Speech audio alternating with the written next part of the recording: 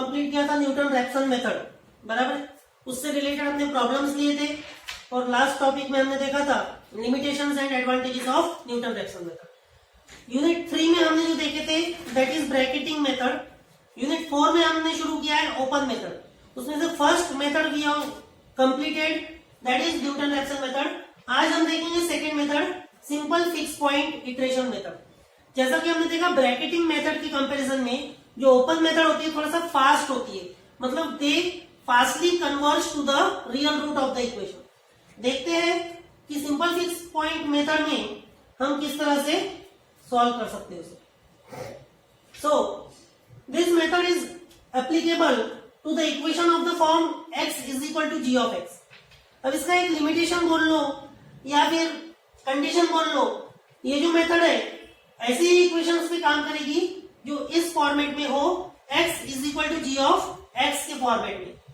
Here अभी g of x क्या है, here g of x is referenced as an iteration function, जो कि क्या है इटरेशन फंक्शन है।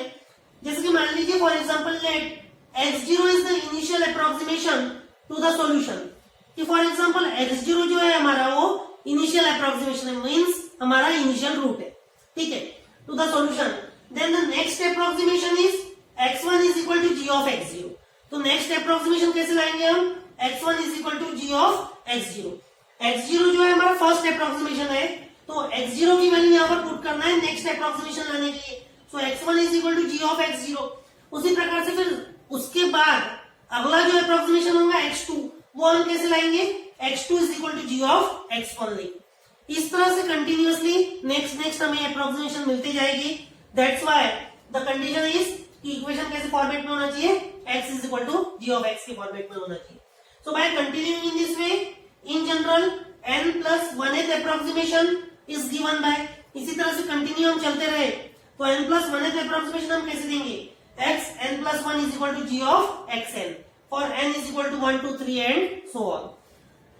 So इस तरह से कंटिन्यू करेगा ये, where xn is the nth approximation. For example the equation, अब एक इक्वेशन लेके हम यहाँ पर समझ लेते हैं। For example the equation f of x is equal to x square minus x minus 1 is equal to 0। अब ये अगर इक्वेशन है तो हमें इसे g of x के फॉर्मेट में लिखना है। जैसे कि हमने प्रीवियस स्लाइड में देखा x is equal to g of x, मतलब उस इक्वेशन को ऐसे फॉर्मेट में लाना है नहीं है तो इक्वेशन है x square minus x minus 1 is equal to 0। हमें x इज इक्वल टू के फॉर्मेट में लाना है, तो हमें क्या करना है, एक x इधर ले लेंगे। अगर ये माइनस x इधर लेफ्ट हैंड साइड में चला गया तो वो क्या हो जाएगा, x is equal to x square minus 1, x इधर चला जाता है, x square minus x minus 1 is equal to 0 है, x RHS में ले लो। So x is equal to x square minus 1, ये हो गया। या फिर इसी इक्वेशन को हम ऐसा भी लिख सकते हैं और x is equal to under root of x plus 1 in whole bracket under root of x plus 1, ठीक है। और इसी को हम ऐसा लिख सकते हैं x is equal to 1 plus 1 by x, जो कि क्या हो जाएगा, x अगर इधर मल्टीप्लाई होता है 1 बाय एक्स का तो x plus 1 upon x is equal to x, और जिसको सॉल्व करेंगे तो finally we will get x is equal to x square minus 1। So ऐसा हम डिफरेंट वे में डिफरेंट तरीके से लिख सकते हैं इस गिवन इक्वेशन को, जहां पर ये इस फॉर्मेट में आ जाएगा x is equal to g of x के फॉर्मेट में आ जाएगा, ठीक है। सो अब इसमें एक नोट करने वाली बात ये है, the first order derivative of g of x function at initial case, जो हम इनिशियल केस लेंगे that is g dash of x0 must lie in the range -1 to 1।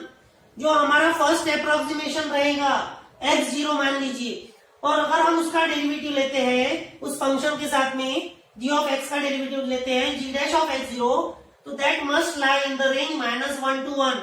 वो किसके रेंज में आना चाहिए, -1 से लेके 1 के बीच में, क्योंकि -1 से 1 के बीच में हमें क्या मिलेगा, 0 मिलेगा, मतलब एक्चुअल रूट मिलेगा। Otherwise the function will not converge, नहीं तो क्या होगा, फंक्शन कन्वर्ज नहीं होगा 0 की ओर, and we will not get the result.